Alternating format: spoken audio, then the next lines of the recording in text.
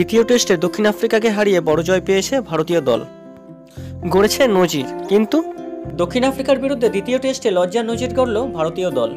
প্রথম ইনিংসে ডিন এলগারের দলের 55 রানের জবাবে ভারতের ইনিংস শেষ হয় 153 রানে। 4 উইকেটে 153 থেকে 11 বলের মধ্যেই শেষ হয়ে যায় রোহিত শর্মাদের ইনিংস।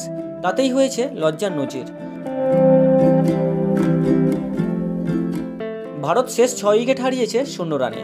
ভারতীয় দলের মোট 7 জন ব্যাটসম্যান কোনো রান করতে পারেননি, তবে তাদের মধ্যে শুধু মুকেশ কুমার অপরাজিত থাকেন 0 রানে।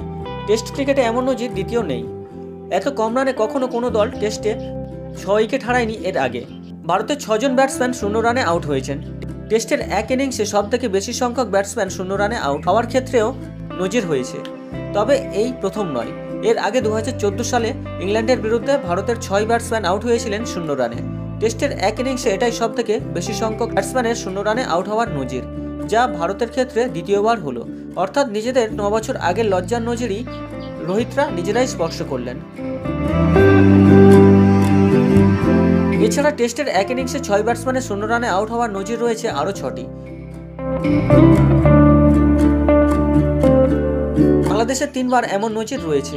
একবার করে এই নজির রয়েছে পাকিস্তান, দক্ষিণ আফ্রিকা এবং নিউজিল্যান্ডের। সব মিলিয়ে টেস্টের এক ইনিংসে 6 ব্যাটসম্যানের 0 রানে আউট হওয়ার ঘটনা ঘটল 8 বার। কেপটাউনে ভারত দক্ষিণ আফ্রিকার দ্বিতীয় টেস্টে যশস্বী জয়সওয়াল, শ্রেয়াস আইয়ার, রবীন্দ্র জাদেজা, জসপ্রীত বুমরা, মোহাম্মদ সিরাজ এবং প্রসিদ্ধ কৃষ্ণা 0 রানে আউট হয়েছেন। লোকেশ রাহুল করেছেন 8 রান। রান পেয়েছেন শুধুমাত্র 3 জন। অধিনায়ক রোহিত শর্মা 39, শুভমান গিল 36 এবং বিরাট কোহলি 46 রান করেছেন।